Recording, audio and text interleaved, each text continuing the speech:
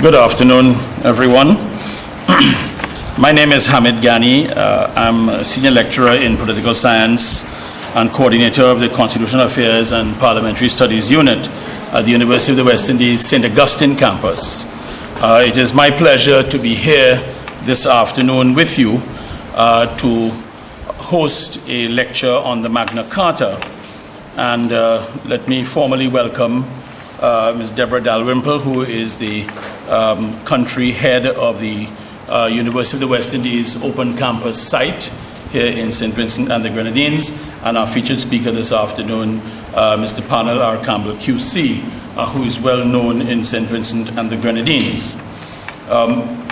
Just a little bit of a backdrop as to why we are here and the purpose of the exercise. Let me begin by saying that the Magna Carta that was sealed by King John of England on the 15th of June 1215 is going to have its 800th anniversary on that date. As a prelude to that, an 800th anniversary committee for the Magna Carta was established in Britain, and it is chaired by Sir Robert Worcester, who is incidentally or coincidentally also a citizen of St. Vincent and the Grenadines and has a home in Mustique. There was a competitive bid put out by the Magna Carta 800th Anniversary Committee, and that bid was for international academic organizations to tender for research grants that would produce further information on the Magna Carta in its 800th year. The Constitutional Affairs and Parliamentary Studies Unit of the Faculty of Social Sciences at the University of the West Indies St. Augustine, which I have the honor to lead, made a submission.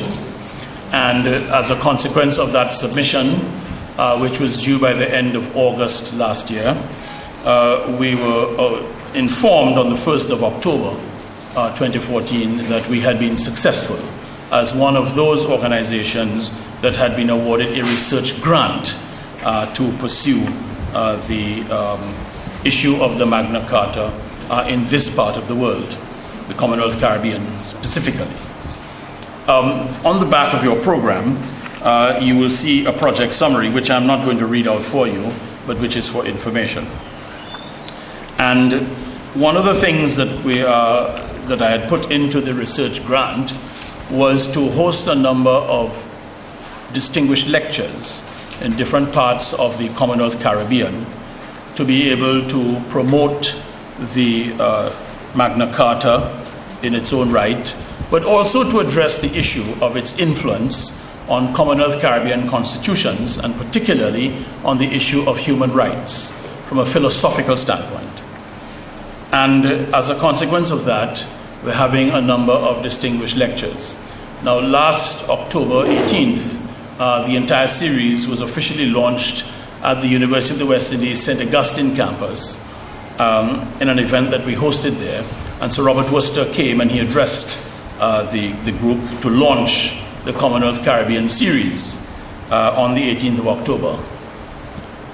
Since that time, we've had only one lecture in Dominica last Friday, the 9th of January, and that lecture was delivered by Sir Brian Allain, a former judge of the Eastern Caribbean Court, and someone who perhaps is well known in the Eastern Caribbean and in St. Vincent as well.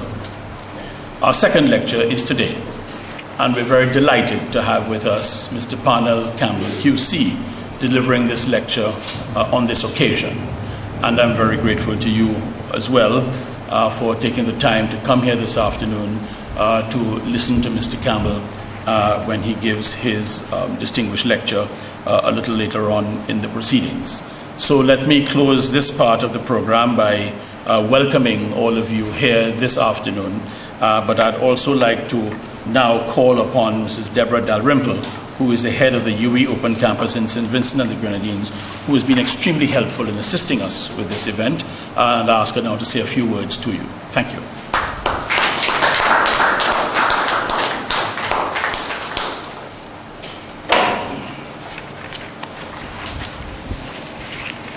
Mr. Mr. Panel Campbell QC, our featured speaker this evening, Dr. Hamid Ghani, Senior Lecturer in Political Science and Coordinator of Constitutional Affairs and Parliamentary Studies Unit at St. Augustine, Ms. Renee Baptiste, Speaker of the OECS House of Assembly and President of the Bar Association. Ladies and gentlemen, I'm not sure if it's afternoon or evening at 5, so I'll say good evening and welcome to St. Vincent and the Grenadines site of the open campus of the University of the West Indies. I do see some familiar faces. Welcome back and thanks for all the support over the years. And I also wish to welcome alumni and friends of the University of the West Indies and hope we'll see much more of you in the future. As the outreach arm of the University of the West Indies, the open campus is the vehicle through which the university has made tertiary education accessible to those persons who, for a variety of reasons, may not be able to do so. But we are also charged to respond to local training needs of our community and to be identified as a center for the dissemination of the arts and as a hub for intellectual and scholarly activity. Over the years, we have attempted to increase opportunities for lectures, panel discussions, and the like. The Emancipation and Independence lectures in August and October are fairly well established, and we aim to continue our Heroes Lecture series in March of this year. This lecture today continues this tradition, and we look forward to future collaborations with our sister campuses and indeed any other entities. On this occasion, we are happy to partner with St. Augustine campus, and especially with Dr. Ghani, who in his role as the Commonwealth Caribbean liaison for the Magna Carta 800th Anniversary Committee. Dr. Ghani is an old friend and supporter of the work of the Open Campus, and we are especially pleased to welcome him to our site. I look forward to thank you, Mr. Campbell. I look forward to a stimulating lecture and a fruitful evening. Thank you very much, ladies and gentlemen. Well, ladies and gentlemen, we've come to that part of the program where I will introduce the featured speaker for the distinguished lecture. Oftentimes when putting programs together, you cater for a little bit of slack to allow things to sort themselves out, and I'm very pleased that the program is back on track as I come to this part of it at 5:25. Ladies and gentlemen, Parnell R. Campbell obtained his BA degree in Economics and Political Science from the University of Saskatchewan in Canada in 1968. He returned to St. Vincent in 1968 and was re-employed by the government as a teacher at the St. Vincent Grammar School, where he had taught before going to Canada. In April 1969, he became one of the 5 leaders of the new Black Power movement called the Educational Forum of the People, thereby starting a political career which has now spanned over 45 years. In May 1970, he, along with other teaching colleagues and the forum, were dismissed by the government of the day for their political activism, which had been viewed as anti-government. He was a member of the first group of law students admitted to the UWI law faculty when it opened at the Cave Hill campus in 1970. He joined the faculty in October of that year. He graduated in 1973 with the Bachelor of Laws degree with first-class honors. He won the Student of the Year prize for the entire Cave Hill campus that year. Indeed, he was crowned the Calypso King of the Cave Hill campus in 1973 with his Calypso Buy Your Own Cigarette, which was recorded as a single and made the regional charts. He was immediately recruited by the law faculty as a full lecturer in law at Cave Hill and lectured during the academic year 1973-74. In 1974, he was awarded a scholarship by the Merrill Trust to pursue his PhD degree at Trinity College, Cambridge University. He went to Cambridge in September 1974. In 1975, he was enrolled as a student at the Inns of Court School of Law and received his barrister at law status. He was admitted to the bar in November 1978 as a member of Gray's Inn. In October 1979, he interrupted his PhD program 8 months before he was due to present his doctoral thesis, and returned to St. Vincent and the Grenadines at the invitation of the former Forum brothers. to take part as one of 3 co-leaders of a new radical party, the United People's Movement, in the national elections, which was scheduled for December 1979. Incidentally, the 2 other co-leaders were Mr. Renrick Rose and Dr. Ralph E. Gonsalves.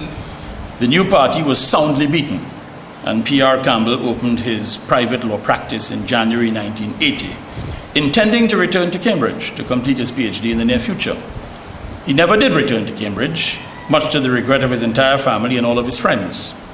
In 1985, he was honored by Her Majesty Queen Elizabeth II personally with the rank of Commander of the Royal Victoria Order, CVO, for his services as chairman of the National Committee which organized the Queen's visit to St. Vincent and the Grenadines in that year.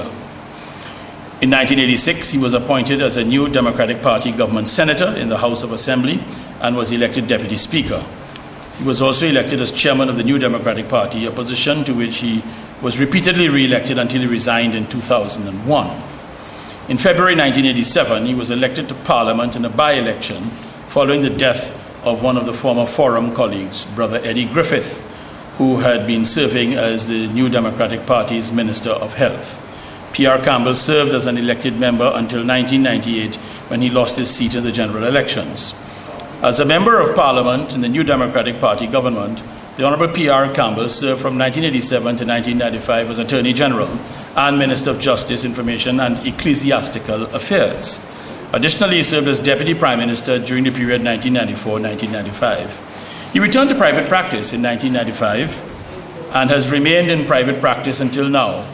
During that period, he served as President of the St. Vincent and the Grenadines Bar Association. In October 2002, he was elevated to the rank of Queen's Counsel. Between 2002 and 2009, he served as chairman of the Constitution Review Commission of St. Vincent and the Grenadines. However, the proposed new constitution was rejected by the electorate in the referendum of November 2009. In 1997, P.R. Campbell had launched a weekly half-hour local television program on Monday nights called The Law and You, on which he would address the nation on legal and related topics. Up to the 12th of January 2015, he had given 771 presentations of the program. PR, as he is generally known, is the proud father of 6 children. His first daughter, Denise, was born in 1969 of a previous union and lives in Canada with her Jamaican husband and 3 children. He got married in December 1973 to his wife, Juliet. The union produced 5 children, Arusha, Alpha, Bantu, Mandela, and Daniel. Mandela joined him at the bar in October 2011. He has 7 grandchildren and refers to himself as a blessed 69-year-old. Parnell Randolph Campbell became a member of the Sons of God Apostolic Spiritual Baptist Church of Barbados in 1993. Under the leadership of the former patriarch, His Excellency Bishop Granville Williams, deceased. Thus, Brother Campbell has been a member of the Spiritual Baptist faith for the past 21 years. He is an ordained minister and is Chancellor of the Spiritual Baptist Archdiocese of St. Vincent and the Grenadines. Ladies and gentlemen, I give you Parnell Randolph Campbell, QCCVO.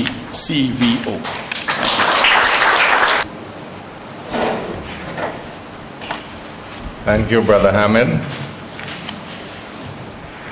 The influence of the Magna Carta on human rights in St. Vincent and the Grenadines.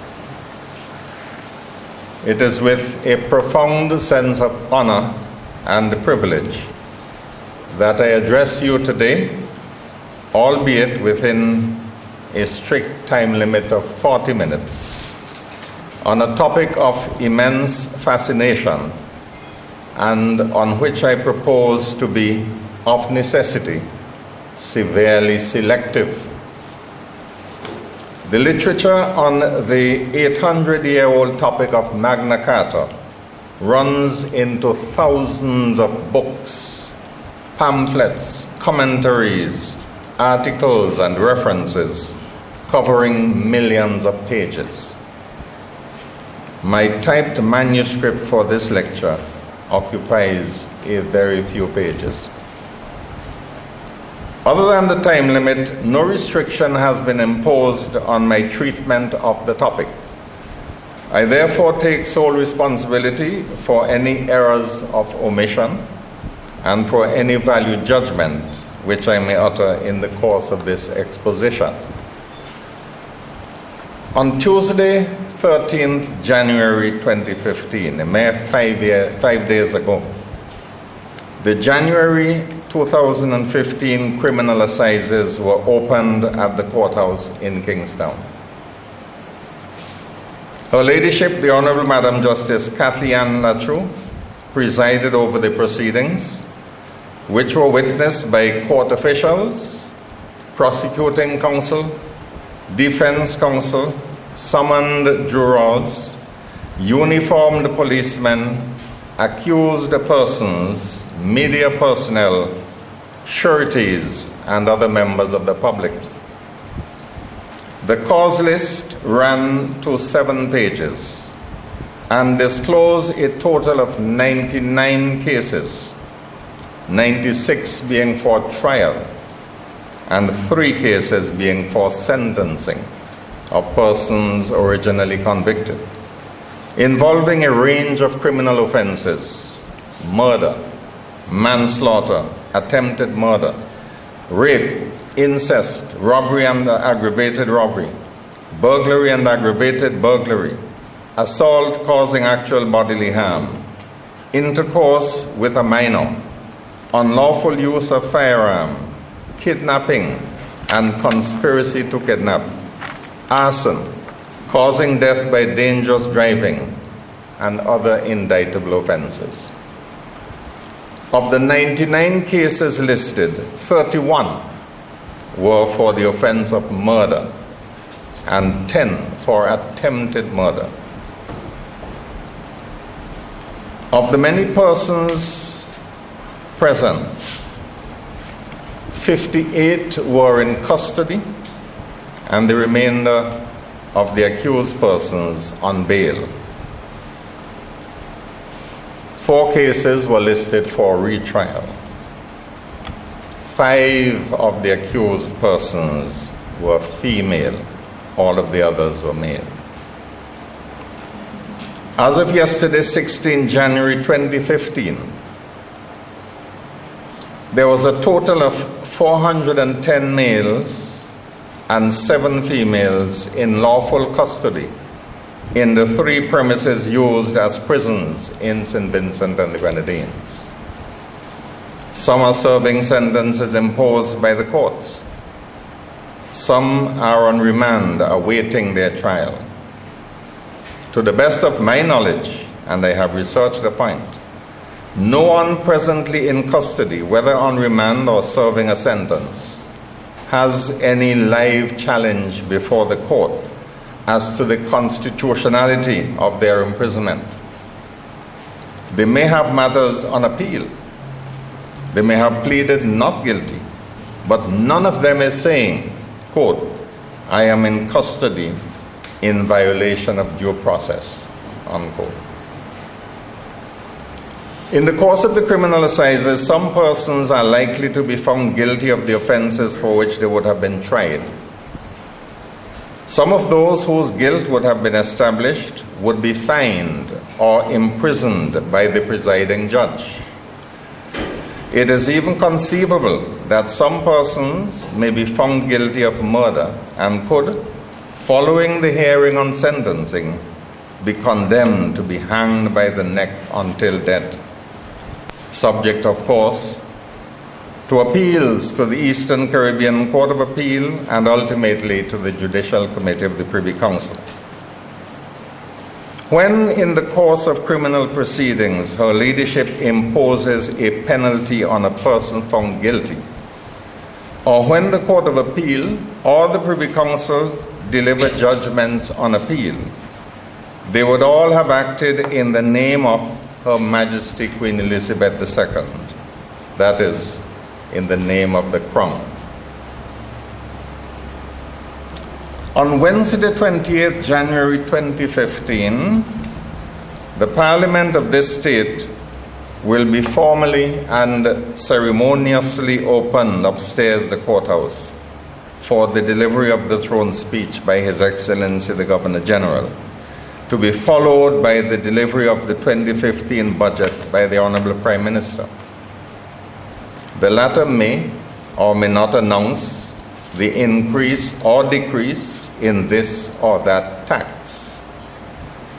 At the conclusion of the budget debate, the House will vote on the appropriation bill, popularly known as the budget. Indeed, it is expected that the appropriation bill will be approved, given the composition of the House of Assembly. Any taxing measure in the appropriation bill would have been thus approved to become law when assented to by His Excellency the Governor General and thereafter published in the Gazette. When the Governor General would have read the throne speech and in due course would have assented to the appropriation bill, His Excellency would have done so as the duly appointed representative in St. Vincent and the Grenadines of Her Majesty Queen Elizabeth II. The taxing powers of the Crown would thus have been exercised by Her Majesty's government upon Her Majesty's subjects and by the consent of those subjects expressed through their duly elected representatives.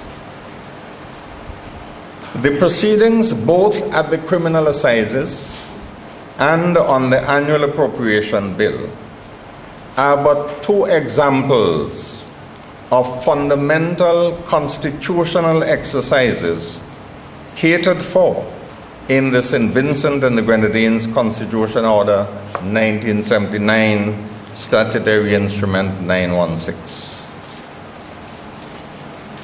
In the one case, we are seeing practical manifestations of individual freedoms through due process and the rule of law. In the other case, we will witness parliamentary democracy expressing itself through the power of the elected representatives of the people to raise and disburse monies in the name of the people. Delivering an address entitled, quote, Magna Carta, a precedent for recent constitutional change, unquote, on 15 June 2005, the Right Honourable Lord Wolfe, then Lord Chief Justice of England and Wales, had this to say, quote, the 15 June 2015 is rightly regarded as one of the most notable days in the history of the world. Those who were at Runnymede that day could not know the consequences that were to flow from their proceedings. The granting of Magna Carta marked the road to individual freedom, to parliamentary democracy, and to the supremacy of the law. The principles of Magna Carta, developed over the centuries by the common law, are the heritage now, not only of those who live in the United Kingdom, but of countless millions of all races and creeds throughout the world, unquote. Later on in the same address, Lord Wolfe went on to say, quote, today the courts recognize specially protected rights. They are the very same rights that Magna Carta protected. They are the rights which in this country, while they do not override the sovereignty of Parliament, control and constrain how that sovereignty is exercised, unquote. It is now necessary for me to indicate in a nutshell how that historic document known as the Magna Carta, a Latin phrase which translates as the Great Charter, emerged. From my researches, I have come across numerous accounts, but my efforts to summarize them have all proved futile. I wish instead to quote extensively from the said Lord Wolfe, for in my opinion, he has provided the best summary which I have encountered in my researches. I now quote from that distinguished jurist. Lord Wolfe said, 790 years ago, remember he was speaking in 2005, so it will now be 800 years ago, 790 years ago, John, the King of England, was having a little local difficulty with his barons.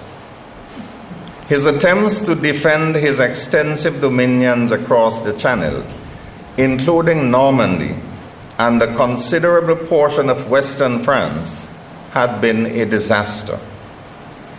This was despite the exorbitant demands that he had made of his subjects. The taxes he had imposed were extortionate. There had been ruthless reprisals against defectors. The administration of justice for which he was responsible could with generosity be described as capricious. Instead of depending on the traditional establishment for his advisors and confidants, John looked to quote-unquote new men who wielded immense power. Today, no doubt, the media would describe them as John's cronies. In the world of politics, little changes. John's barons became increasingly disaffected. The new John needed their support for his further military adventures in France. Not to lose an opportunity, in January 1215, the barons collectively decided upon industrial action.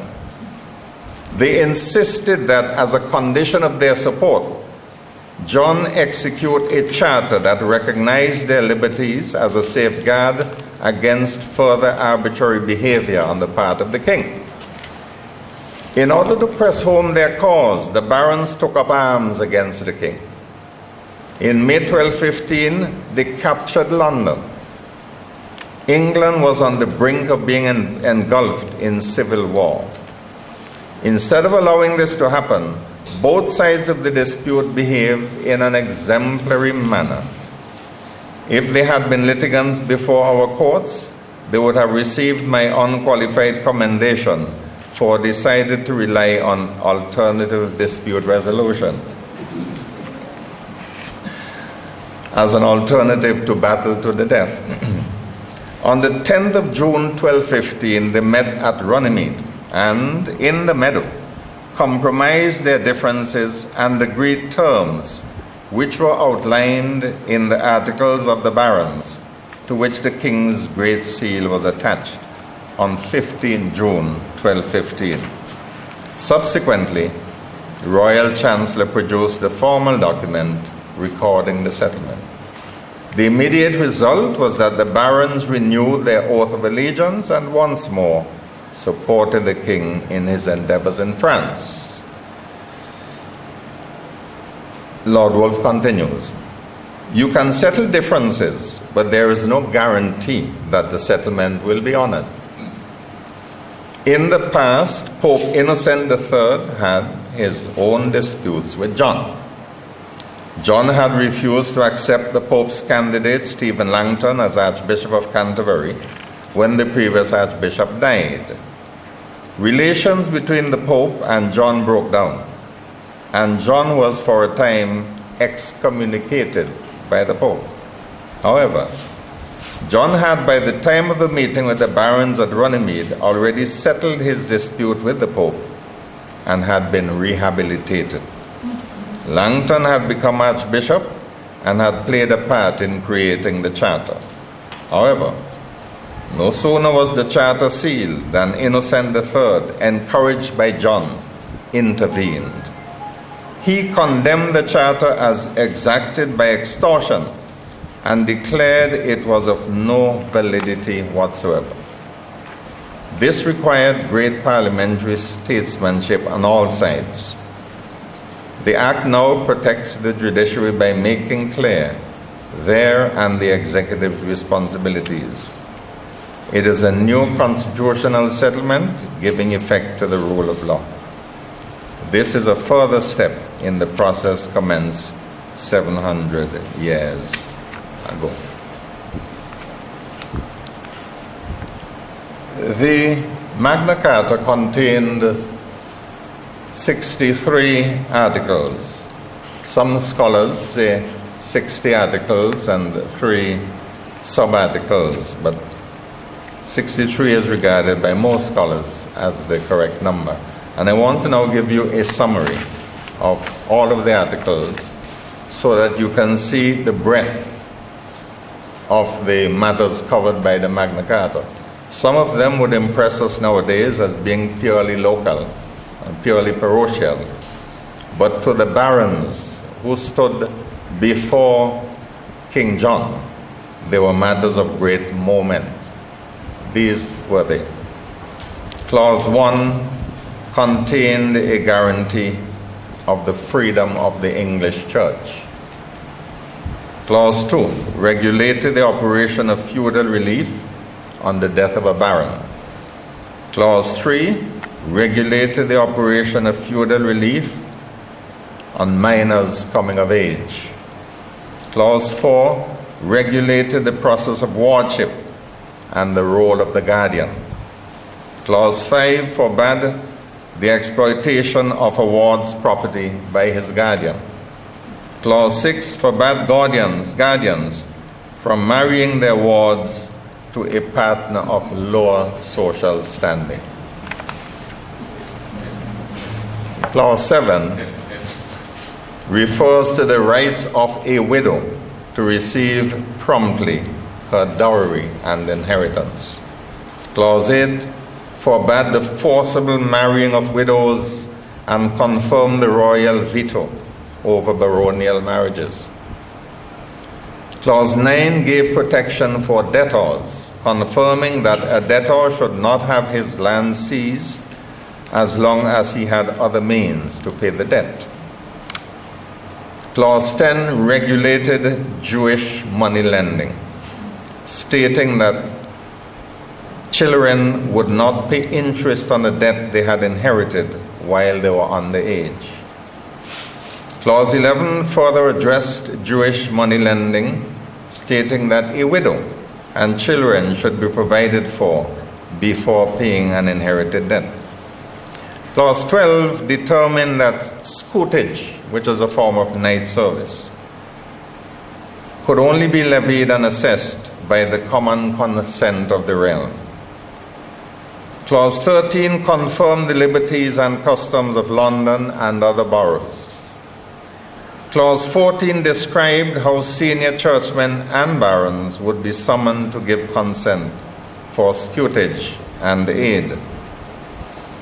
Clause 15 prohibited anyone from levying aid on their freemen. Clause 16 placed limits on the level of service required for a knight's fee. Clause 17 established a fixed law court rather than one which followed the movements of the king. Clause 17 defined the authority and frequency of county courts. Clause 18 determined how excess business of a county court should be dealt with. Clause 19 stated that amercements, a time of medieval fine, should be proportionate to the offense. But even for a serious offense, the fine should not be so heavy as to deprive a man of his livelihood. Clause 21 determined that members of the aristocracy should only be fined by their peers. Clause 22 determined that the size of a fine on a member of the clergy should be independent of the ecclesiastical wealth held by the individual churchman. Clause 23 limited the right of feudal lords to demand assistance in building bridges across rivers. Clause 24 prohibited royal officials such as sheriffs from trying a crime as an alternative to a royal judge. Clause 25 fixed the royal rents on lands with the exception of royal demesne manors. Clause 26 established a process for dealing with the death of those owing debts to the crown. Clause 27 laid out the process for dealing with intestacy. Clause 28 determined that a royal officer requisitioning goods must offer immediate payment to the owner. Clause 29 regulated the exercise of castle guard duty. Clause 30 prevented royal officials from requisitioning horses or cats without consent. 31 prevented royal officials from requisitioning timber without the owner's consent. 32 prevented the crown from confiscating the lands of felons for longer than a year and a day, after which they were to be returned to the relevant feudal lord. 33 ordered the removal of all fish wares from rivers. A fish weir was a sort of internal pond arrangement whereby persons created their ponds near to the rivers and in fact rear their own fish. 34 forbade the issuing of writs praecipi, if doing so would undermine the right of trial of a local feudal court. 35 ordered the establishment of standard measures for wine, ale, corn, and cloth. 36 determined that writs for loss of life or limb were to be freely given without charge. That is the writs. 37 regulated the inheritance of crown lands held by fee farm. 38 stated that no one should be put on trial based solely on the unsupported word of a royal official. 38 stated, and this one is important for us in terms of the topic of the lecture, 39 stated that no free man could be imprisoned, stripped of his rights or possessions, etc., without due process being legally applied. And 40 is also important for us. 40 forbade the selling of justice or its denial or delay. 41 guaranteed the safety and the right of entry and exit to foreign merchants. 42 permitted men to leave England for short periods without prejudicing their allegiance to the king, with the exception of outlaws and in wartime. 43 established special provisions for taxes due on estates temporarily held by the crown. 44 limited the need for people to attend forest courts unless they were actually involved in the proceedings. This one is important for us as well. 45 stated that the king should only appoint justices, constables, sheriffs, and bailiffs who knew the law and would enforce it. 46 permitted barons to take guardianship of monasteries in the absence of an abbot. 47 abolished those royal forests newly created under King John's reign. 48 established an investigation of quote-unquote evil customs associated with royal forests with an intent to abolish them. 49 ordered the return of hostages held by the king. 50 forbade any member of the Diathi family from serving as a royal officer. This was, of course, something special to that family. 51 ordered that all foreign knights and mercenaries should leave England once peace was restored. 52 established a process for giving restitution to those who had been unlawfully dispossessed of their property or rights. 53 established a process for giving restitution to those who had been mistreated by forest law. 54 prevented men from being arrested or imprisoned on the testimony of a woman, unless the case involved the death of her husband. Imagine a woman giving testimony against a man. Can't have that. 55 established a process for remitting any unjust fines imposed by the king. 56 established a process for dealing with Welshmen who had been unlawfully dispossessed of their property or rights. 57 established a process for returning the possessions of Welshmen who had been unlawfully dispossessed. 58 ordered the return of Welsh hostages, including Prince Llewellyn's son. 59 established a process for the return of Scottish hostages, including King Alexander's sisters. 60 encouraged others in England to deal with their own subjects as the king dealt with his. 61 provided for the application and observation of the charter by 25 of the barons. 62 pardoned those who had rebelled against the king. And 63 stated that the charter was binding on King John and his heirs. So those were all of the articles of Magna Carta. I felt even though that narrative was long, it is important for us to understand that Magna Carta was not merely about the rule of law or due process. It primarily involved the settlement of long-held grievances by the aristocracy against their king. And some of the provisions would remind us of American legislation where this or that senator would tack on purely local issues to a bill before giving his agreement to pass it. The Americans call it pork barrel.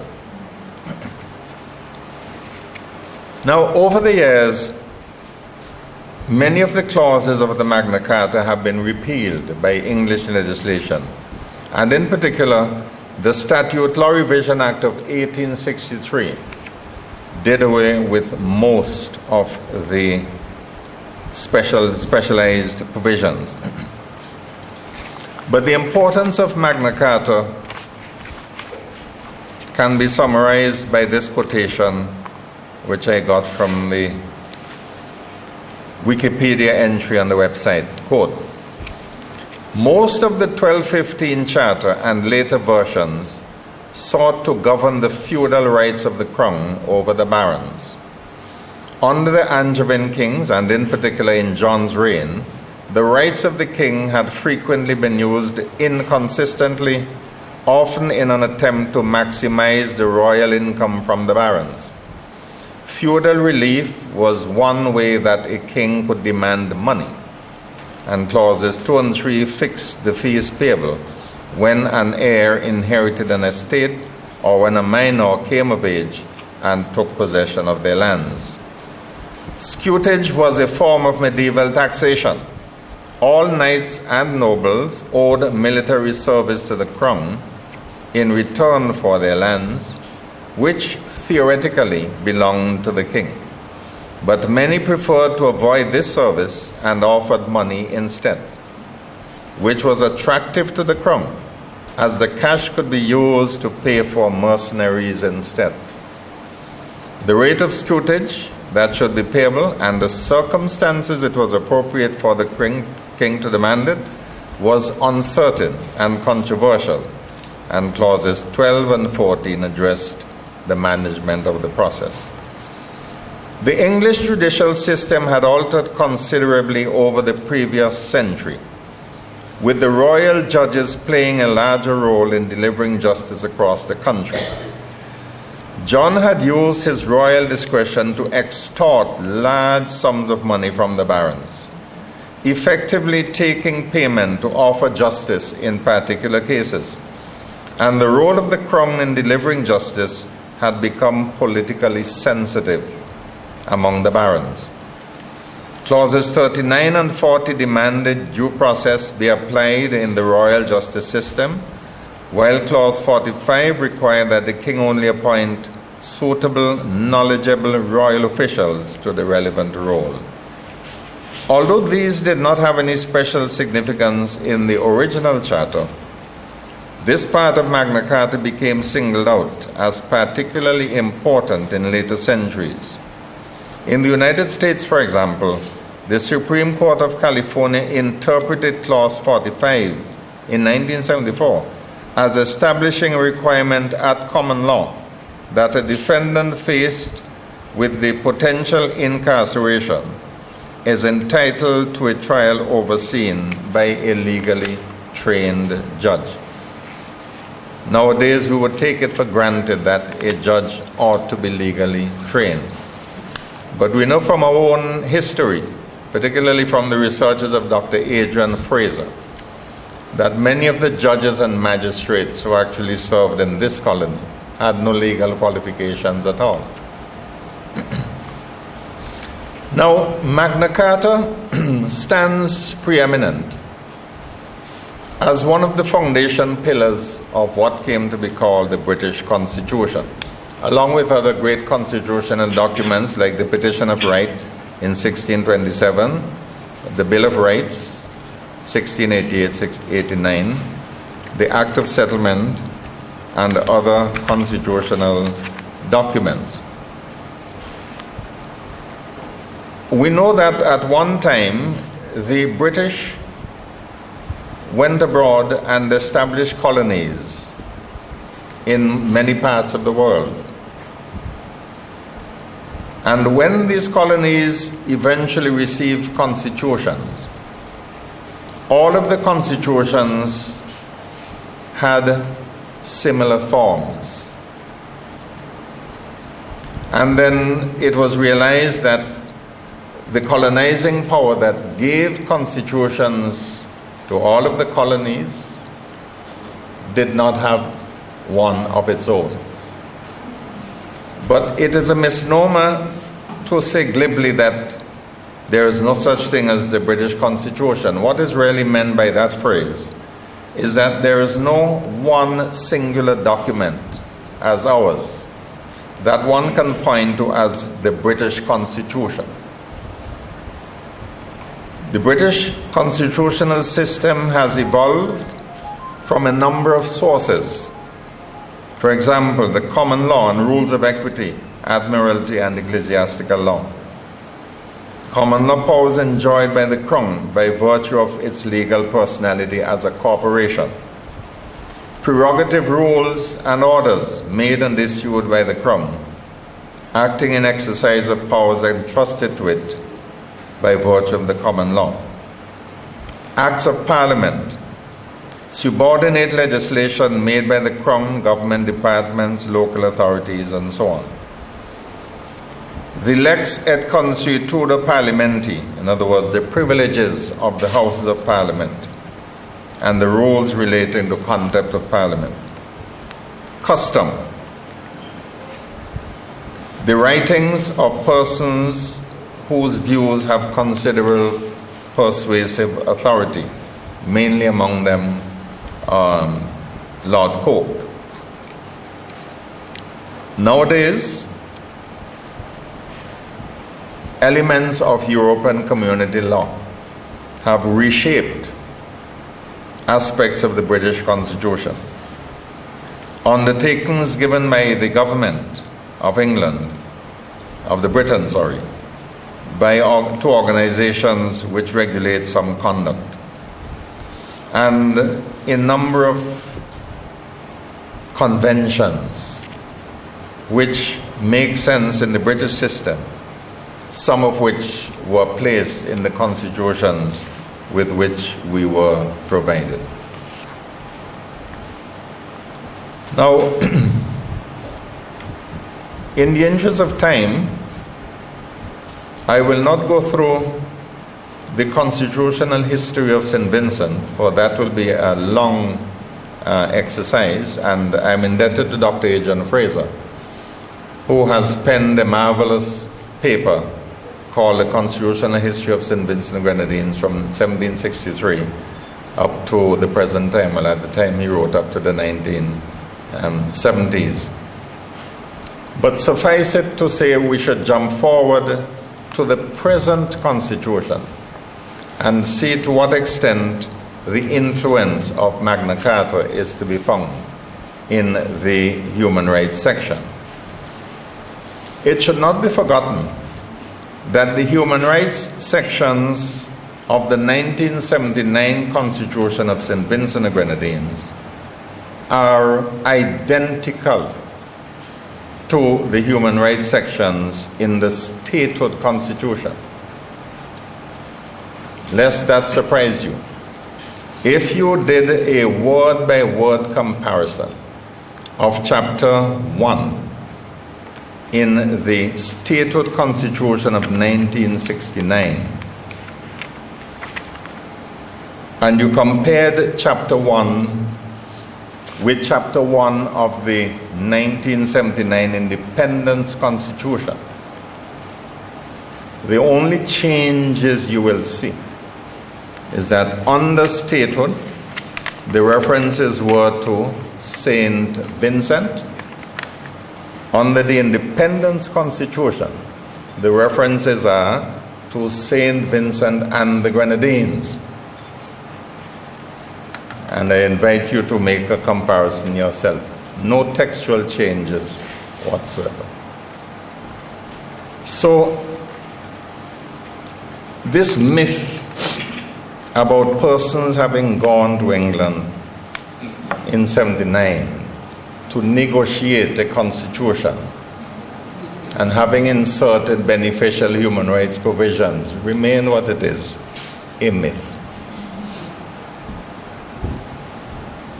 The 1979 Constitution simply copied, word for word, the 1969 Statehood Constitution, insofar as the fundamental rights and freedoms were concerned. Now, nothing is wrong with that, because if you compare the St. Vincent Constitution of 1969 with the constitutions of all the other territories which got statehood in 1966, when the process started, remember, our statehood was delayed by reason of local political difficulties created by the 66 general elections, when Ferdinand won Slater in North Leeward by 4 votes in 66. And there was a government formed by the PPP of 5 seats to 4. And then Mr. Slater, rest in peace, crossed the floor, triggering fresh elections in 67.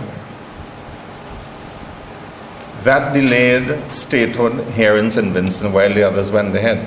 But St. Lucia, Grenada, Dominica, St. Kitts, Antigua, if you look at their statehood constitutions, identical provisions in the Fundamental Rights and Freedoms chapter as in St. Vincent. And if you compare those Fundamental Rights and Freedoms constitution with those given to colonies throughout the Commonwealth, you will see that they are practically the same, with a few local changes for individual circumstances.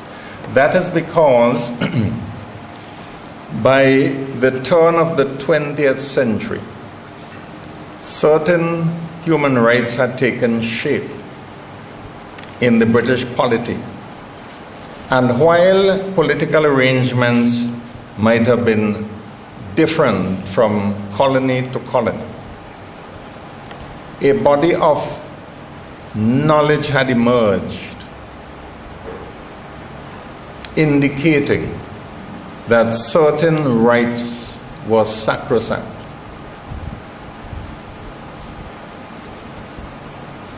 And if my dear friend Miss Batiste were here, the other Batiste,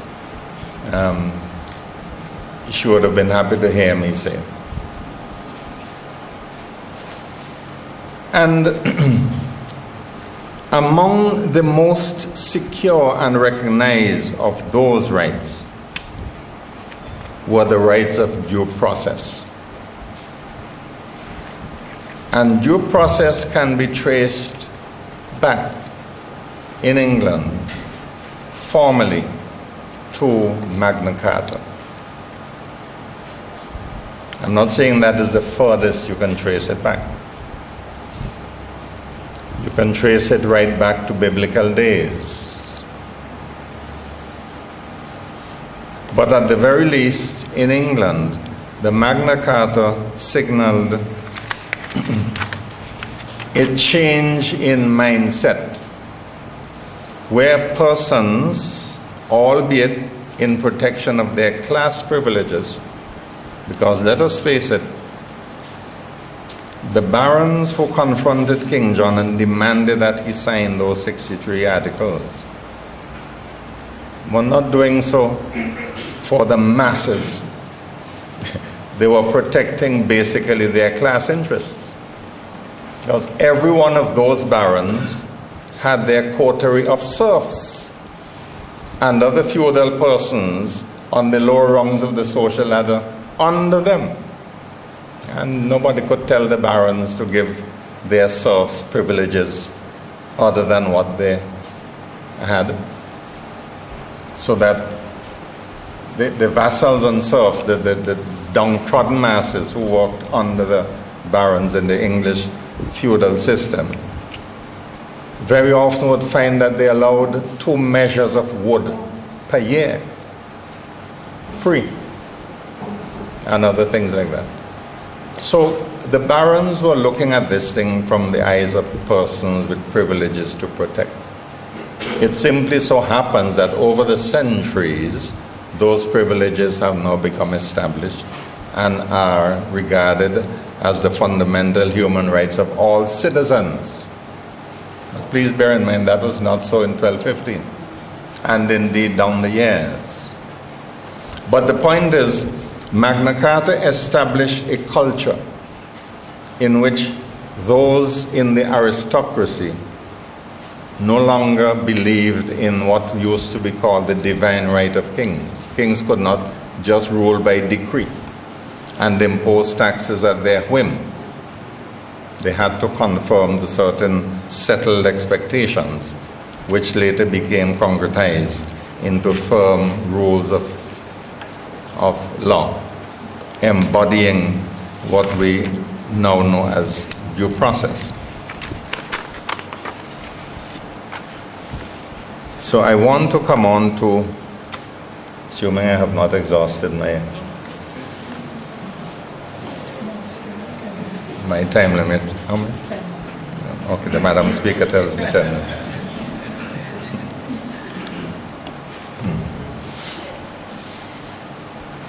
Let us focus now on one of the legacies of Magna Carta in our human rights system in St. Vincent and Grenadines, that of due process. I started by drawing attention to the criminal assizes. There we have, in stark terms, the majesty of due process. For our legal system recognizes clear rules under which persons can be arrested, charged, held in custody, become eligible for bail, are tried, and either convicted or acquitted. This is why I said earlier on that no one who is in custody, none of the 414 men and 7 women presently in custody, at least up to last night when I checked with the prisons, nobody is saying, I have been unconstitutionally held here in this jail. They all recognize that under the rules, the authorities have the right to hold them, either pending the trial of their cases or during the service of their sentence. And it is a remarkable thing when you consider that persons in custody are literally locked away in cells and must remain locked away until, in accordance with due process, it is meet and right to remove them from that physical restraint. Indeed, persons serving sentences in St. Vincent and the Grenadines accept that society has the right to keep them in custody. So that is why it is not uncommon for you to see in St. Vincent and Grenadines, I don't know what is the position in Trinidad, but it is not uncommon for you to see an open back truck with 16 prisoners on the truck and one prison officer armed only with a baton. And many of the prisoners have sharpened cutlasses in their hands, going to trim this or that cemetery.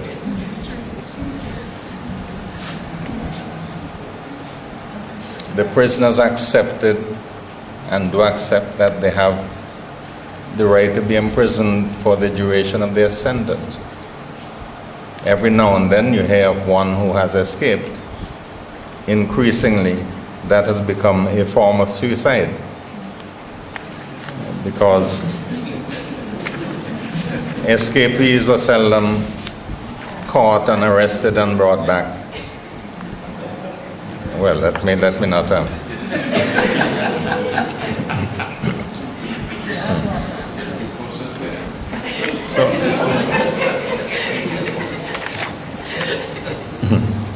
So that we can be justifiably proud that we have a legal system in which the rights and responsibilities of persons are spelled out under the Constitution and then fleshed out by ordinary legislation, so that the Criminal Procedure Code and other acts of Parliament regulate certain things. The Prisons Act, the Police Act, they regulate the methodologies used for persons who are in custody.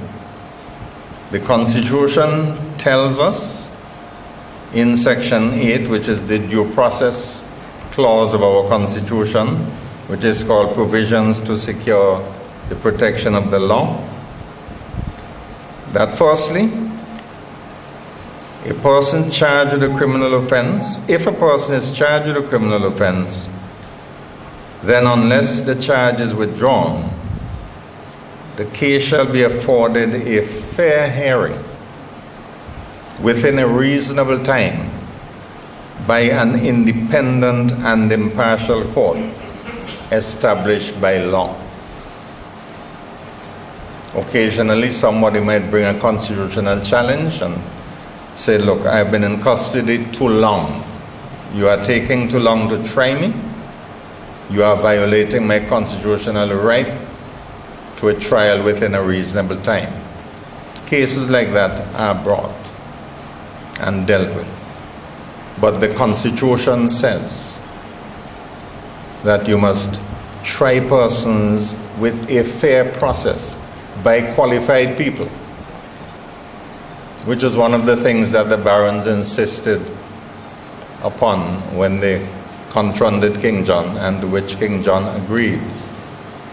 Constitution says as well, under Section 8, subsection 2, paragraph A, every person who is charged with a criminal offense shall be presumed to be innocent until he is proved or has pleaded guilty.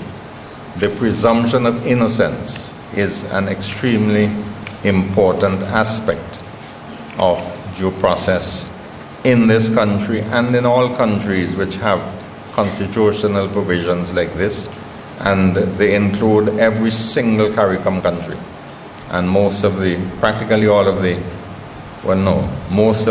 former British colonies, because some have gone on aberrations of their own.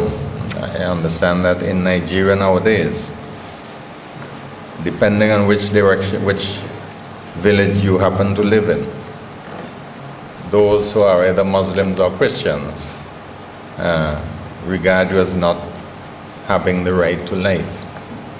So that every now and then the members of Boko Haram would go and slaughter everybody in a village, and then the reverse happens in some Muslim villages. Don't think that it's only one side committing atrocities. Nigeria is fast becoming, in that respect, a failed state, in my view. No, I would not go through each and every clause and paragraph of the due process provisions of our Constitution. And I will sum up by quoting a passage from the great jurist Lord Denning, speaking about the common law of England. He said in the case of Nyali Limited versus Attorney General, a case decided in 1956, the quotation is 1956, 1 Queen's Bench, page 1. And his quotation is to be found between pages 16 and 17. This is what Denning said about the common law, and I will end there. The common law cannot be applied in a foreign land without considerable qualification. It has many principles of manifest justice and good sense, which can be applied with advantage to peoples of every race and color all the world over. But it has also many refinements, subtleties, and technicalities which are not suited to other folk. These offshoots must be cut away. In these far-off lands, the people must have a law which they understand and which they respect. The common law cannot fulfill this role except with considerable qualifications. The task of making these qualifications is entrusted to the judges of these lands. It is a great task which calls for their wisdom. Lord Denning. So that I would respectfully submit that one of the obvious beneficial offshoots of the Magna Carta, as far as we are concerned in this country, is that it has enabled us to be provided with a constitution since colonial times, which has as its very basis respect for the rule of law and orderly government. Where governments are not orderly, it is not the fault of the constitutions. I thank you.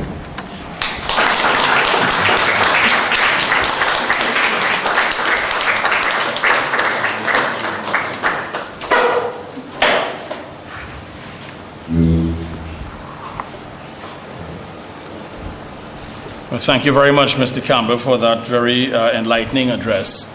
And although you did engage in some measure of editing for purposes of the occasion, I would hope that you would not engage in such editing for purposes of the publication, because we are taking all of these lectures and putting them into a publication to commemorate the 800th anniversary.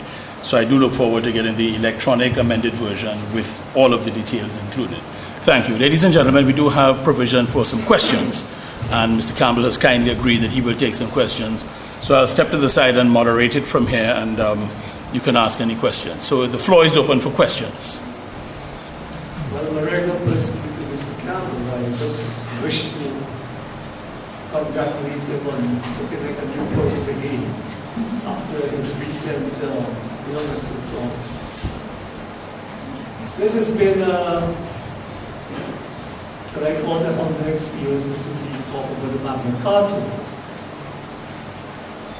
Way back in 1215, an 800-year-old history. One of my first questions, will we see another 800 years of the Magna Carta? Could it be revoked? I thought you ended your presentation without completing the role of certain governments who do not adhere to certain principles and what, as far as the law is concerned. He said there's nothing wrong with the Constitution, but from time to time, we have been having talk about constitutional reform and all of that. We have our own experience in some agreements. Why is this so? And apart from that, because we are very independent, I know, and we want to have our own, we don't want to have the queen, so to speak. Then we have our own CCJ, which is still failing in a way to how the entire members function as full members. You can correct me if I'm wrong. Yet we still have the Privy Council as our final thought, and we saw what happened in the recent Sir James Mitchell challenge on what charges were brought against him. How does this Magna Carta, from whence you came, impact one way or the other where the CCJ is concerned, or why, and then you refer to the law as a great law ending in these kind. It gives me the impression, from a humble point of view, that all guys are not great. We tend, I know it's a British imperial thing that has remained with us, but we tend to address these guys up in England as the great this, the lords, when you hear about the great that, the great this. Is it because they've had more experience with the history of the Magna Carta? I don't know, I'm just searching for an answer. Anyhow, I think I've said it. Thank you. Okay, now, you will recall, Dave, and thank you very much for the very kind remarks you made at the beginning of your presentation. You would recall that when we had our constitutional review exercise in St. Vincent and Grenadines, we did not recommend any tampering with the human rights sections of the Constitution. The only part of the human rights section that we advocated one amendment was in the question of the deprivation of property by coercion. We recommended that as the Constitution stands now, if government takes property by compulsion, compulsory acquisition, there is no time limit on the government to pay you back what your property is worth. And the method of calculating what is due to you leaves something to be desired. So that is and we had recommended what we thought was a better system. But the other provisions of the human rights section of the Constitution, we felt that those provisions were quite in order, and we didn't recommend any changes to them. We recommended, of course, changes in the structure of governance and many other things. Now, as to the CCJ, because the Privy Council is made up of men and now women who have been eminent in the law for a long time as House of Lords judges. Their judgments have been recorded in all the law books. Their writings have been recorded. Our CCJ judges, because they have not had this facility to have their judgments widely publicized, what they decide from case to case is known only to lawyers who do research. But in the British system, the names of some judges are household words. And certainly in the case of law Denning, every law student loves law Denning because they could always find, if they have an assignment, you could always find a Denning judgment to assist you with whatever point you have to make in a legal assignment. But at the same time, this is not to say that we do not have the quality of intellect among the members of the Caribbean Court of Justice. Those countries which have not yet acceded to the CCJ jurisdiction will tell you one reason or another why they're not. In particularly, I don't know if there's any move afoot in Trinidad and Tobago, the seat of the court, to become a full member of the court. I don't know what is the attitude of the present government. Yes. You see, all the CARICOM, all CARICOM countries belong to the CCJ. It is the court of first instance in disputes involving our economic arrangements in CARICOM. But the appellate jurisdiction of CDC is only assessed by 3 countries so far: Guyana, Barbados, and Belize. There's always talk in the other countries about acceding to the CCJ, but we haven't done it yet. And I do know that St. Lucia has been talking about going to the CCJ. We have to wait and see. But so that in short, our judges, I believe, have the intellect, but they have not yet had the exposure that the British judges have had over the years. Any more questions? Yes, they are there. Or you have the microphone. Yeah, you go ahead.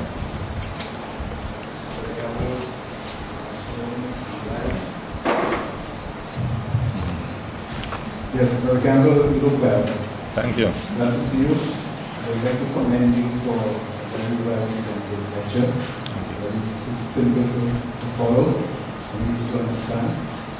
I made the observation that the Magna Carta was basically, if you like, an agreement, as you said, between two officers from the same side, the king and the barons. And the question is, what happened to the masses of the people who looked up to them, that they are leaders and followers? Where was their place, and how did they reflect their own freedom? Because it seems to me there's a contradiction, and this is why it is. Okay. Well, over the years of British history,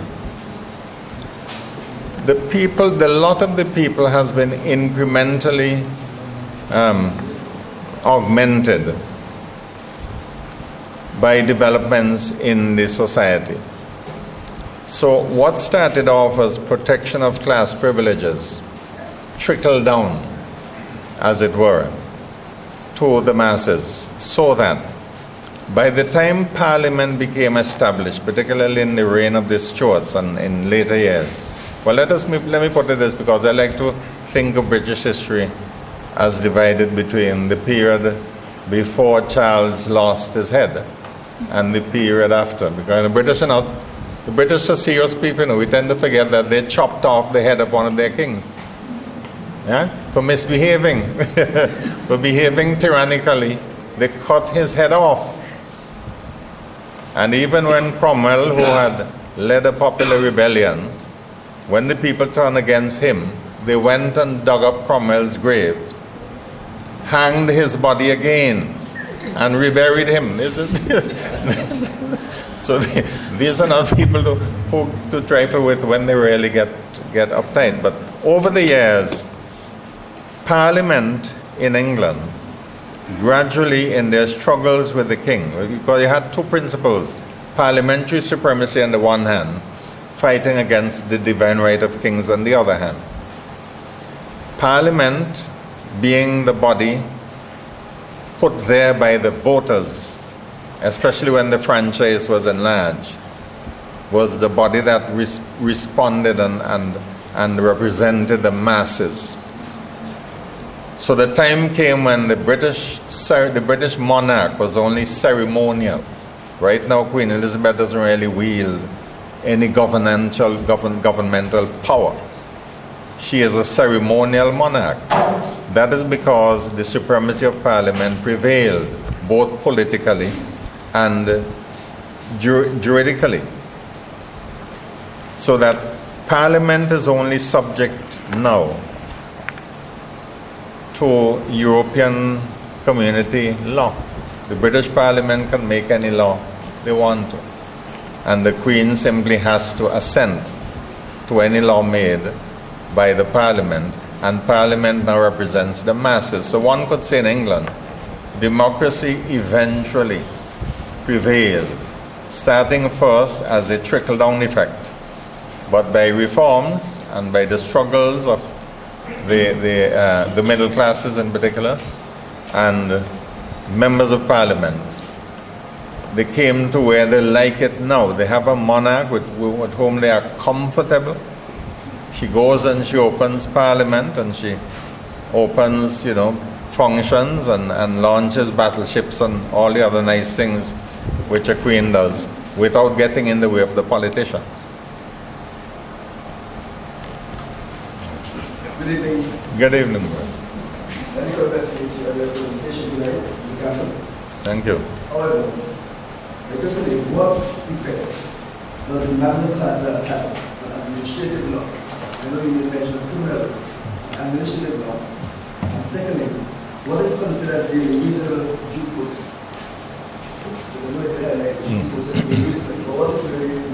Well, there's no provision of the Magna Carta that specifically addressed administrative law, except that as a consequence of Magna Carta and other statutes which followed, the sovereign was forced more and more to repose confidence in people other than the aristocracy. And those who study British history, particularly in the years of colonization, would understand that when Britain started spreading overseas and acquiring colonies, it had developed internally very strong administrative systems which they exported to the colonies. And by and large, those administrative systems that the British developed are still form the basis of administrative procedures and laws in the former colonies. Those of us who have studied in England and lived among the British would have come to understand how the British operate and think. Unlike continentals, the British don't rely too much on theory. They are practical people. They go for that which works. They go for procedures and systems. The British are very understated, not given to beating their chests. In fact, they frown upon people who brag. The British culture is that you do what you have to do and you take quiet satisfaction. You don't go and brag and boast. But they are systematic and very thorough. And that sort of attitude led them to providing solid administrative bureaucracies in all the colonies they possessed, because very few colonies, having gained independence, have done away with British administrative structures and systems. They've all kept their structures. I'll tell you something remarkable about England. At every general election, the permanent secretaries and heads of department in every governmental office in England get hold of the manifestos of the leading political parties and study those manifestos and prepare contingency plans based on those competing manifestos, so that if government changes, the new government comes in and the permanent secretaries are ready with plans based on the manifestos of that incoming government. It's really remarkable, because the British civil service prides itself on its neutrality. And it's not the done thing if you're a British civil servant. Even if you have your political side, it's not the done thing for you to display in your work or your attitude any political preference. Very professional in administration. And those were the sort of people who they send out to the colonies to look after business.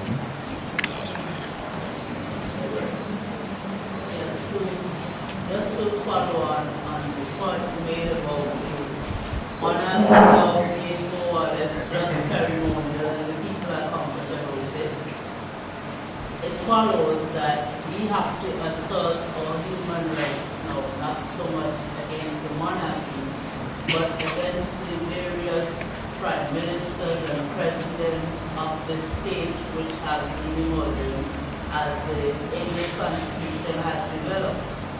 Now, case in point, here in St. Vincent, during the reign of the Prime Minister James Mitchell, we had some very serious atrocities being committed against human rights. And I think we took a very bold step, the first step towards descending into failed states. And we had a system, a pattern developing in which policemen were sent into people's homes in the nights to search their homes so that they could discover illegal substances and arrest those persons. And I'm thinking that a lot of those people who were arrested during the night under such conditions had a great case to say they did not go into prison by this process. Well, I understand your question. I see where you're coming from. But I would not agree that during the tenure in office, I would use the word tenure rather than reign.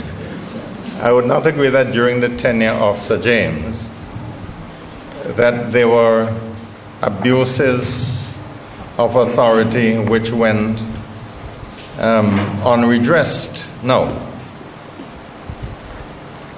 Let me be personal. My home was searched early one morning in May 1970, along with the homes of John Cato at Stony Ground and Cohen Morris at Edinburgh by armed policemen. On warrants, said they were looking for firearms, ammunition, and prohibited literature. Police found no firearms, no ammunition, but they took away a lot of books, including a book called The Industrial Revolution.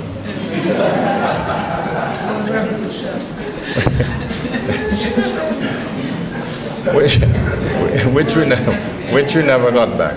All right? No. Following that, we had a meeting in the Market Square as the forum, protesting what was done. And then John Cato was dismissed. So we had a meeting protesting the dismissal of John Cato. Cohen Morris and I were dismissed. We challenged the dismissal before a tribunal, and the tribunal found that we were guilty. And we appealed to the Public Service Board of Appeal. We were represented by Sir Henry Ford, who came from Barbados and defended us free of charge. The appeal body was headed by Sir Fred Phillips. They heard the case and decided we had not violated the civil service orders and ordered that we should be reinstated. This was in 1970. The government at the time, Labour Party government under now late Sir Robert Minton Cato, simply shrugged and sucked his teeth and said, you're not taking them back. And the government simply refused to take us back, even though the appeal board said that these men are not guilty and should be reinstated. So we had to we had to be content with that. Fortunately, because of that, I became unemployed, was practically scrunting, and fortunately went and did my law at Cave Hill. I think Theo went up just a couple of days before me. That gentleman there, Theo Brown. Both of us were late additions to the Faculty of Law. So looking back now, I am, to say, well, the Lord worked it out to that I would be fired. No, but I'm leading up to this point. When Sir James took office, and I could really vouch for him, he's the most democratic leader I have known. I worked with him. I was his Attorney General for 8.5 years. He used to lecture us because, you remember, in 1984 when Sir James won for the first time, he was the only person thank you very much. Sir James was the only person in the government of 1984 who had been in Parliament before. The rest of the persons patriotic Vincentians, but not one soul had been in Parliament before to even know what was an order paper. So he had to teach the whole team how to do things and so on, and he was a good teacher. And then in 89, after we had a first, well, I got a by-election in 87 and got into office. But when we won the elections of 1989 and won all 15 seats, you remember we ran this country from 89 to 94 as a one-party parliament. I was Attorney General for those 5 years. Not a single person took us to court alleging that we violated their human rights in those 5 years. Nobody. And you had Dr. Gonsalves in the opposition. I mean, along with other figures whom at the slightest sniff would have gone to court and filed constitutional motion. Nobody filed a constitutional motion to say that Mr. Mitchell violated their human rights. Because Mr. Mitchell told us the very first caucus we had after the clean sweep. He said, gentlemen, we should not make any law that we can't live under if we go into opposition. Bright and early he told us that. He said, don't violate anybody's right to come back to haunt you. He had very strong democratic instincts. It is true that when Searchlight got a little too saucy, the Searchlight program, remember the Searchlight program on NBC Radio 705? I got licks for it, but I was not personally the person who took the decision to take Searchlight off the air, but I got the licks. Poser say that, he ain't left him out anymore. But when you're in government, you have to take your licks and so on. So I don't think it's fair to say that we in those days we started any set of atrocities. No, you can't swear for the police. Let us face it. And every government would have incidents where the police overstep their bounds. But how it is dealt with is what makes the difference between a good government and a bad government. And Mr. Mitchell used to warn the police that, look, if they get themselves into trouble, the government is now going to defend them and so on. But who could stop a trusty policeman? But I don't think any government here has been systematically in violation. I look back now and I have forgiven all those in the Labour Party in the days when I was, was searched and so on, because I realized that is just part of my history. And in a sense, that's the way the good Lord planned my life. So I don't hold any bitterness about that. But in St. Vincent and Grenadines, we really have not had any widespread, large-scale oppression. You may have this or that person who could complain that he has been victimized, and there may be individual circumstances. But on the whole, we have enjoyed a very large measure of human rights in this country. And thanks to the Human Rights Organization now, Victor Coffey, of blessed memory, was a very firm president of the St. Vincent and Grenadines. In fact, he was the founder of the SVG Human Rights Association, succeeded by Miss Nicole Sylvester. You've had very strong people in the human rights. Then quite apart from that, we have had strong and vocal opposition parties in St. Vincent and Grenadines who have spoken out against atrocities.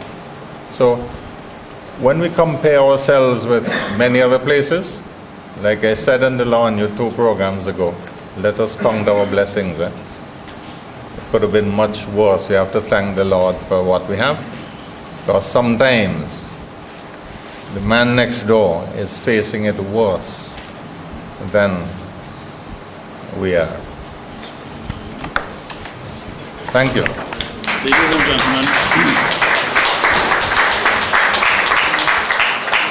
Ladies and gentlemen, we've gone beyond the time on the program, and we do have refreshment lined up for you outside. So when we're finished here, we can take it across to the refreshment area, and I'm sure the conversation will continue.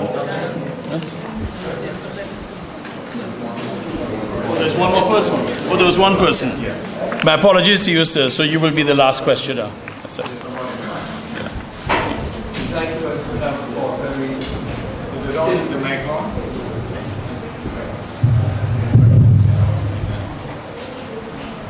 Thank you very much, sir, for a very stimulating, mentally stimulating lecture.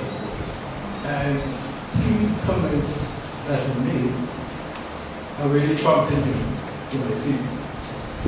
Somebody said that we tend to believe that English judges are great. But I recall distinctly, Mr. Carroll, an occasion when H.W.R. Wade, that very prominent legal text writer of constitutional law and administrative law, approached you when 2 gentlemen were arguing politics. And he inquired, where is this great student known as Magna Carta? You were frightened? This is the great H.W.R. Wade asked us that question, and Campbell was right there. And I quickly passed a book to you on administrative law by H.W.R. Wade, and he autographed it. I could not take the book back from you because you deserved it more than I did. That question, another question was asked on administrative law. Now, to what extent do you think Magna Carta influenced the concept of natural justice, which is a branch of administrative law, which says that no man should be a judge in his own cause. And 2, every man who is charged with an offense should have a right to be heard. To what extent did Magna Carta influence that concept? Thank you very much.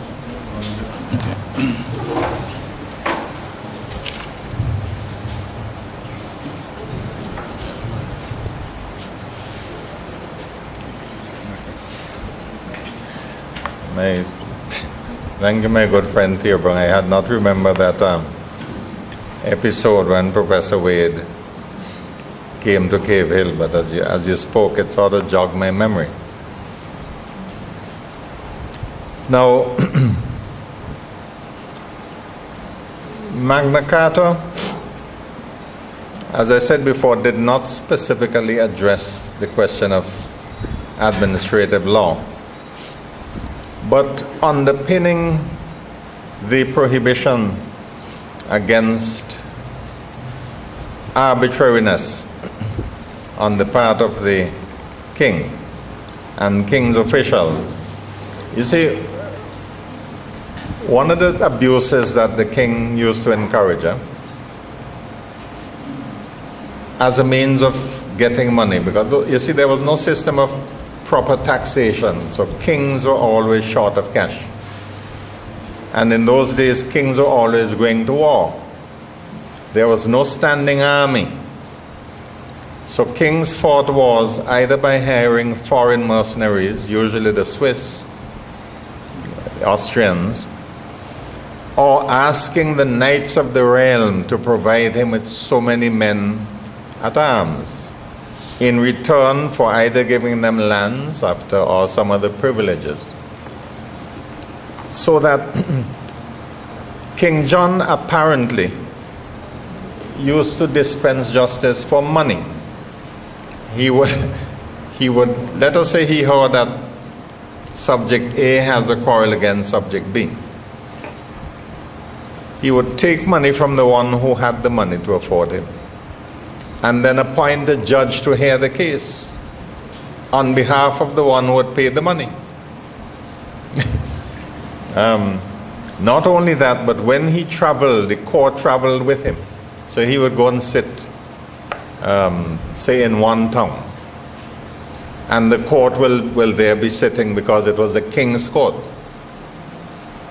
And naturally, whose side he favored would win the case, because he made sure the judges whom he appointed to hear the case would rule in favor of the side he favored. It was widespread abuse. And one of the things that the Baron said, no, this thing of you appointing, and some of the judges appointed to hear cases knew nothing about the law. This is why the Baron said, no, whenever you appoint a judge, you must be somebody who knows something about the law. Man. You can't take a tailor and send him in a law court and ask him to dispense justice. So to that extent, the people were alive to certain abuses. And to the extent that Magna Carta got rid of those abuses, it enabled a system of impartial justice to develop, manned by persons who were trained in the law. So it had an indirect long-term effect, I would think, on the development of administrative law. But as I said, we shouldn't give Magna Carta all the credit. There were other statutes, especially the Bill of Rights, but that came, of course, in 1688, 1689. And the common law developed by the judges, the professionally trained judges, particularly in the Court of Common Pleas and in the King's Bench Division and the Queen's Bench Division and in the Chancery Courts, the judges started developing a body of precedent based on common law rules of equity, which they used as guiding and developing the common law. This is why when the colonies went abroad in the 1600s, the American colonies, that is, they were said to take English law with them. And you remember the rule at Lord Mansfield, rule in Campbell and Hall, that Grenada case, where the principles were established that Englishmen who went abroad to settle took with them the rights and liberties and privileges of Englishmen. No, not necessarily of the natives or of those enslaved. But Englishmen took English rights with them, and when they went to a colony, they felt they had the right, which the Crown had to concede, to have a system of governance and administration for their benefit and in their interest, which is what ultimately led to the American War of Independence, because the Crown could not understand that these people who went out as colonists to conquer a new land in North America wanted legal and administrative and constitutional systems suitable to their new conditions, and couldn't tolerate an overbearing monarchy against whom they eventually rebelled. There was a final question. Yes. Yes. Cameron, I wish you long life and good health. Thank you very much, sir. Because I think we in St. Vincent are heading to very critical times, and we need people like you to help sensitize us and educate us in certain things, you know. Thank you. A couple years ago, we had embarked on constitutional reform, and some of the things that bothered some of us were some aspects which seemed to be included there, where the court would have no authority to evaluate the wisdom or correctness or prudence. Would you, on looking back, say that had we gone with that, it would have represented an aberration to the principles of democracy? Thank you for that, for the comment you made before about my health, and I don't know about contribution, but I am always willing to try my best. Now, yes, the attempted constitutional reform did fail, but I would not concede that there was anything in the proposed new constitution which would have undermined the rule of law.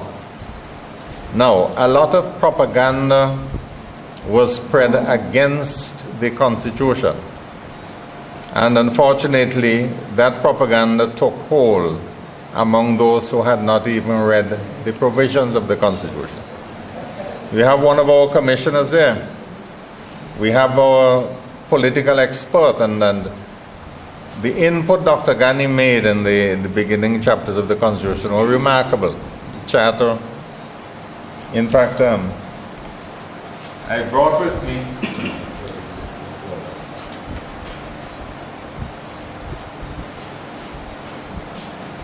I was telling Dr. Ghani, I brought with me for him one of the copies of the Constitution which we attempted to be passed, because I don't know if he had actually got one. Some days ago, I defied a colleague of mine who was arguing to find me any section here that he said that people are saying would make us worse off than the present Constitution. I'm not saying it is perfect, but there was nothing here that makes worse any provision of the existing Constitution. And the CRC published a pullout in the newspapers titled 60 Improvements in the New Constitution, which I personally authored. And I listed one by one, 60 sections of this Constitution which was an improvement over the old one. But in the heat of the battle and so on, many people did not bother. So looking back, I feel proud of this effort. Just saddened that it cost me so many years of my life, and certainly took a toll on my health. You won't get me to do that again.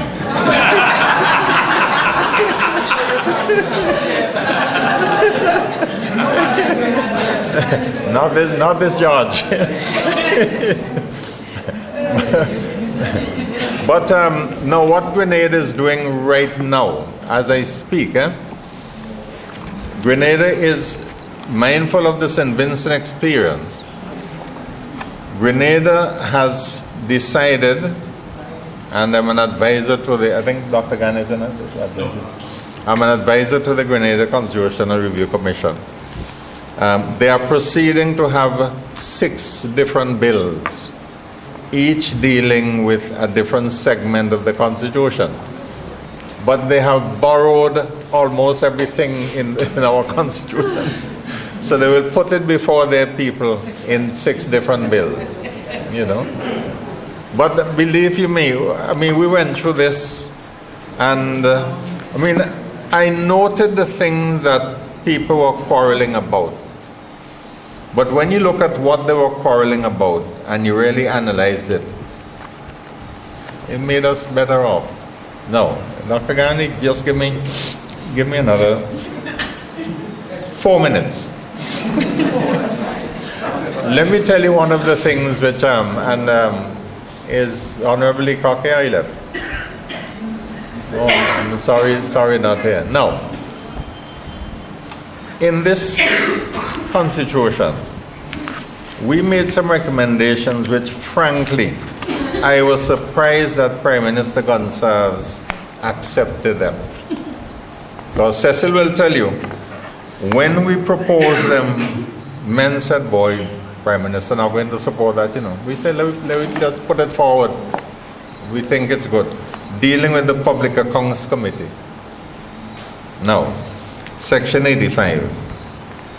And frankly, if I were in the opposition at that time, for that alone, I would have supported the new Constitution. Because in Section 85, we propose some changes to the present setup with the Public Accounts Committee. Right now, the Public Accounts Committee has no authority, no teeth. It's so meaningless that it hardly has met for years. Because the government has a majority of members on the committee. And without one government member attending a meeting, there's no quorum. So if the present leader of the opposition calls a meeting of the Public Accounts Committee and no government member shows up, the meeting cannot be held. These are the changes which we have spelled out here that should be made. Firstly, we said the leader of the opposition should be named chairman of the committee, period. Secondly, we said a majority of the members of the Public Accounts Committee should come from the opposition. So they no longer have to wait on anybody in government to give them a quorum. Thirdly, we said the Public Accounts Committee should have the right. Now,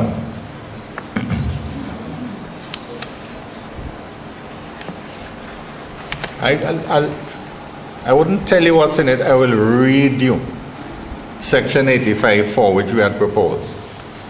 The Standing Order of the Assembly shall provide for a procedure by which the Public Accounts Committee may summon public officers before it and send for relevant public financial documents in order to ensure the proper discharge of its responsibilities under the Constitution and any other laws.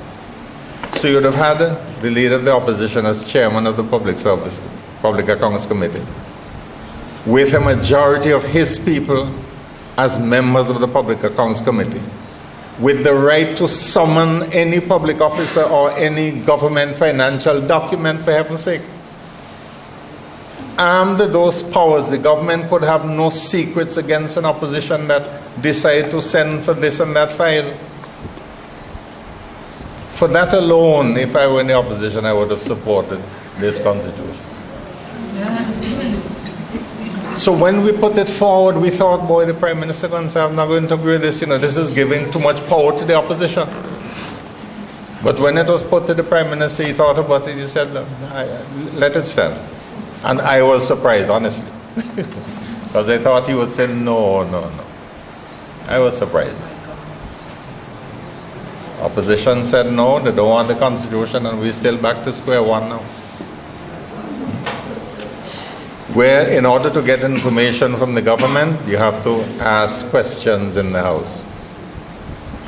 And hope you get satisfactory answers.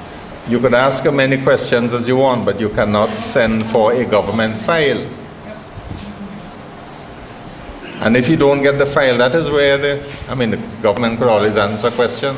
But it's when you go to the file, you really see what is going on with a particular project.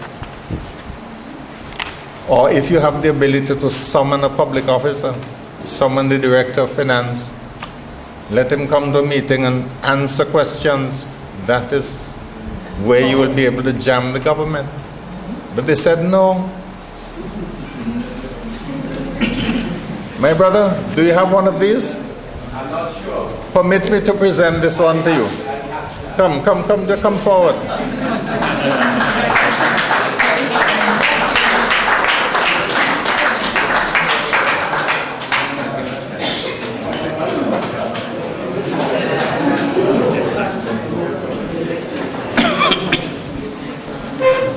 Well, ladies and gentlemen, we've come to that part of the program where I'll do a vote of thanks. So the first order of business in the vote of thanks is I'd like to ask you to join me in thanking Mr. P.R. Campbell, QC, for his work.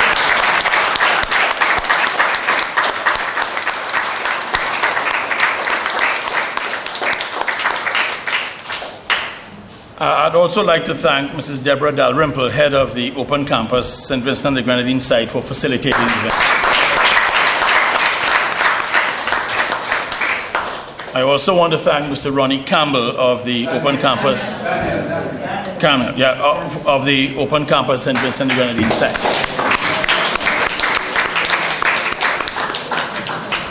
I also want to thank Mrs. Roxanne Pinder-Chance of your staff, Open Campus St. Vincent and the Grenadines, for all of her background work in facilitating this evening. Also, Mrs. Camille Lacram of the Open Campus St. Vincent and the Grenadines for her work in facilitating this evening. I also want to thank from the St. Augustine campus, Mrs. Sandra Khan, Senior Administrative Assistant in the Faculty of Social Sciences at St. Augustine, for the work she has done on that end to facilitate this, and also the campus bursary at St. Augustine for making necessary arrangements for this lecture to take place this evening. And I want to also thank Nice Radio for carrying this live audio stream and video stream of these events. And finally, to thank you, the audience, for coming here this evening. Thank you very much. So, ladies and gentlemen, this brings to an end the formal part of the proceedings, but as I had hinted earlier, there is refreshment available, and we can continue some of these discussions there. Thank you very much for coming. Thank you.